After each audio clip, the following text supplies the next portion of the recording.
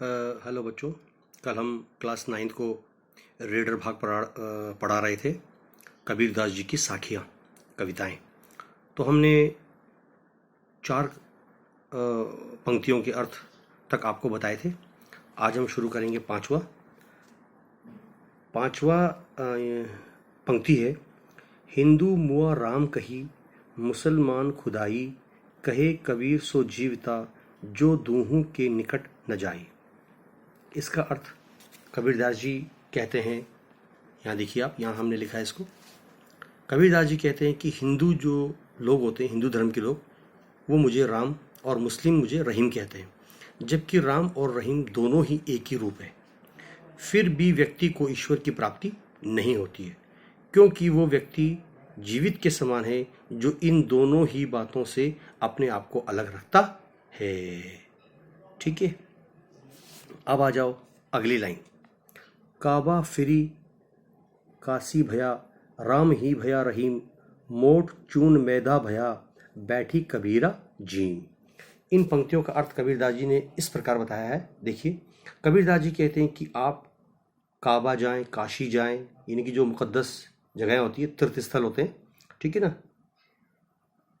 राम रहीम दोनों एक ही है। जिस तरह गेहूं को पीसने से वो आटा बन जाता है, तथा उसी गेहूं को बारीक तरीके से पीसने से मैदा बन जाता है। फिर भी दोनों को खाने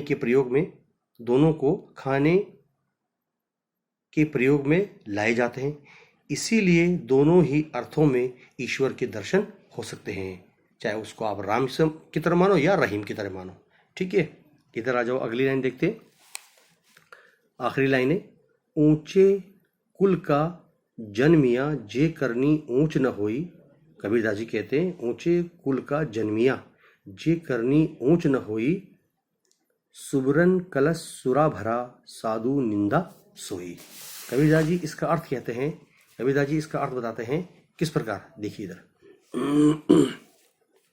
आप लोग एक बार, 2 बार या कई बार जब आप पढ़ेंगे, तभी आपको इन पंक्तियों को पढ़ने की प्रैक्टिस और इसका अभ्यास होगा। जितना आपको इसका पढ़ने का अभ्यास होगा, आप उसी पंक्तियों के आधार पर इसके अर्थ आप खुद बनाकर लिख सकते हैं। ठीक है, तो हमने पढ़ा है, क्या पढ़ा है देखो एक बार, हम आपको फिर पढ़ के बताते हैं। आखिरी और लास्ट पंक्ति है, ऊंचे कुल का जन्मिया, जे करनी ऊंच न होई, सुबरन कलश सुरा भरा, सुबरन कलश सुरा भरा, साधु निंदा सोई।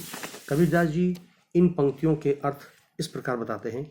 देखिए, कबीरदास जी कहते हैं कि केवल उच्च कुल में जन्म लेने से, कबीरदास जी का अर्थ है कि अगर ऊंचे खानदान में कोई पैदा होता है, कोई जन्म लेता है, तो उस ऊंचे खानदान में जन्म लेने से कुछ नहीं होता है। मनुष्य के कर्म ही तय कर पाते हैं, मनुष्य के कर्म के आधार पर उसको फल मिलता है। यानी इसका अर्थ ये हुआ है कि मनुष्य के कर्म ज्यादा मायने रखते हैं। ठीक है, अगर वो व्यक्ति बुरे कार्य करता है, चाहे वो ऊंचे ही खानदान में क्यों ना पैदा हुआ हो, तो उसका कुल अनदेखा कर दिया जाता है। यानी वो इतने ऊंचे खानदान में पैदा हुआ, इतने ऊंचे परिवार में पैदा हुआ है, तो उसकी कोई अहमियत नहीं होती है। उस कुल को, उस खानदान को अनदेखा कर दिया जाता है। ठीक उसी प्रकार जिस तरह सोने के कलश, अगर कोई बेशकीमती चीज़ होगा, सोना चांदी या हीरे जवाहरात, उस बर्तन में आप कोई भी चीज़ रख दो तो वो चीज़ वही कहलाएगी।